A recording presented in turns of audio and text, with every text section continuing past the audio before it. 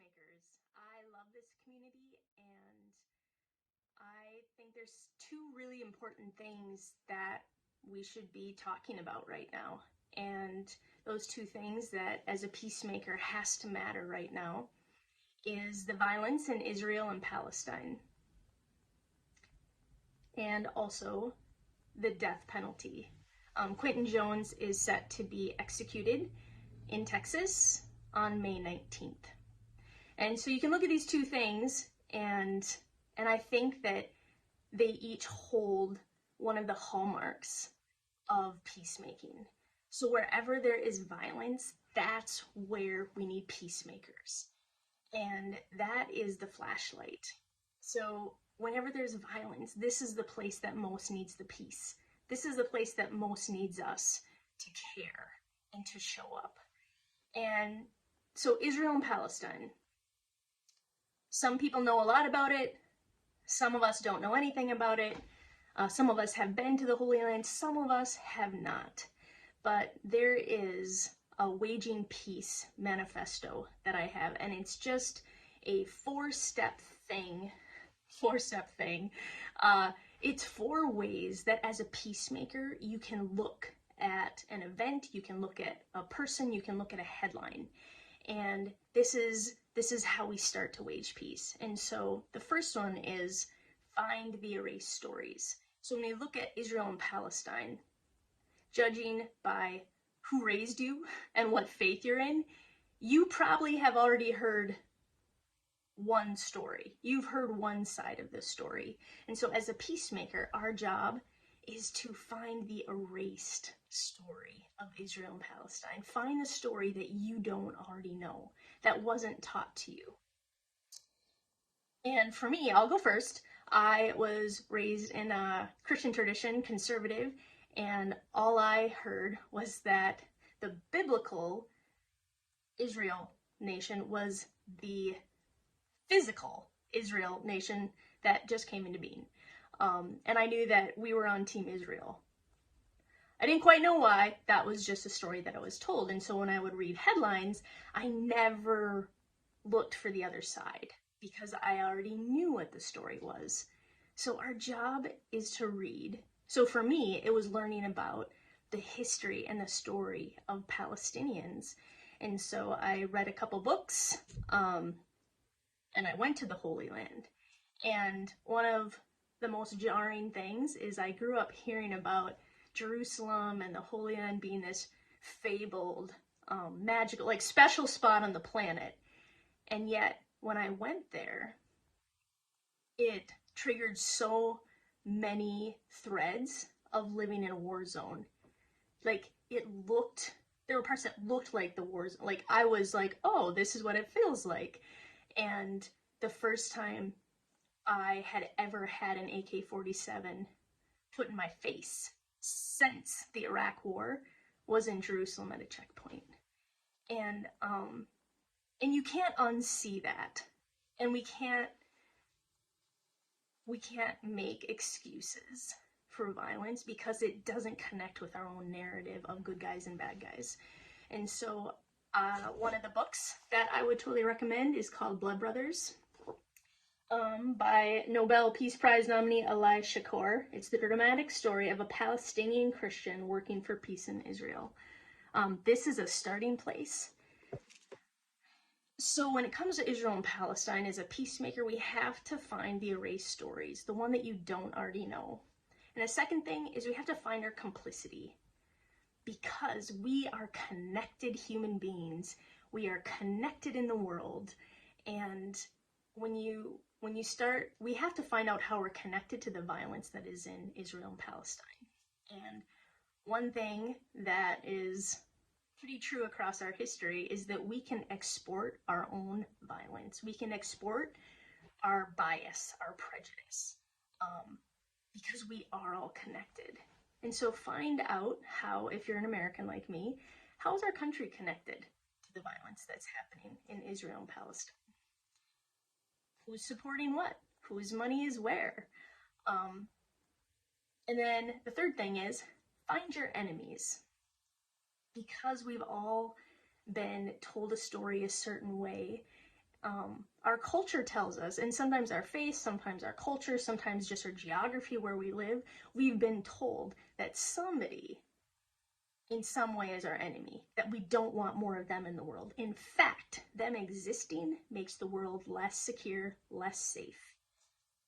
And it's powerful for us to go back and find who we've been told is our enemy in the Israel-Palestine story. And the last thing, after we've done all those three things, which are really about ourselves, where we find our own erased stories, the things we don't know, we find our own complicity, then we find out who we subtly or not so subtly have been told to view as the enemy. The last thing is that we find justice. And I believe that justice is what love looks like in public. So when we look at Israel and Palestine, after we've done all that inner work, we get to imagine, what would love do? What would love look like? What is the best possible outcome for every Palestinian child and every Palestinian family and every Israeli family and every Israeli child? That's the work of justice. And waging peace is activating justice and instigating joy. Because we can't have joy when children are being killed. And we can't, if my kids are safe, I can be happy. But I can't have joy until all our kids are safe. And I can be happy that my kids are fed today. But until all our kids are fed, until every mom can feed her kid, I can't have joy. And I think we're made for joy. I think there's so much good that can come, so much good that is possible, that it will compel us to peacemake. It will compel us to wage peace. It will compel us to move past the stories we've been told and the good guy, bad guy idea. So I want to invite you into these conversations. I am not here to tell anyone what to do or what to think, but I do believe that this community, I believe we are made to do good, and we've been given so few good invitations. So I'm going to send out in my newsletter tomorrow, I'm going to send out the Waging Peace Manifesto for you, totally free. Get on my list at my website, dianaostrike.com. It's coming out. I'm going to give it to everybody because the world needs us to show up. I think we need to show up. The antidote to despair is our action. And I think no matter where we are, we have an action to do. We have a piece to give. And the second thing I think that I think peacemakers need to be thinking about right now is the federal execution of Quintin Jones. So in my hand, I have some letters from my pen pal, who also is on death row, and I've been learning a lot. And he also sent me to educate me about he's in Alabama, and it's called Project Hope to Abolish the Death Penalty.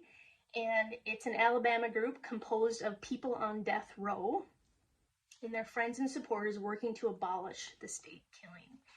And federal executions are violence, and they're taking of lives. And peacemakers, we believe in redemption, we believe in restoration, we believe we can execute justice without executing people. So it's important. And so you can use that same framework just to start learning about the death penalty.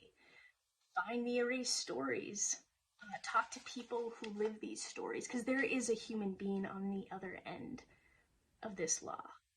And over my pen pal, he would not have an execution date if he was born in my state. Over half of all the states in the U.S. have stopped, abolished, or put a moratorium on federal executions. We don't believe in it as a people. And over half of the world doesn't believe in it as a people. So it matters. There's a life on the line, and it's arbitrary that his life will be executed because of the state that he's in. So find the erased stories, and then find your complicity. We all come into our nation's history at a moment in time. And then examine who you've kind of been told is your enemy. And lastly, I believe there'll be an action step for justice for you. So you can look up Project Hope if you want to learn about it directly from people who are on death row and hear what they have to say and what their family members say, and even what some of the victims of have to say about abolishing the death penalty. And also you can sign up to write to somebody on death row, because everybody is a person, and I think it's easy to be separated by our politics, by who we think is in our jurisdiction of care and who is not. And so you can sign a petition, you can call the governor of Texas to ask for clemency for Quintin Jones's life. So May 19th, he's scheduled to be executed.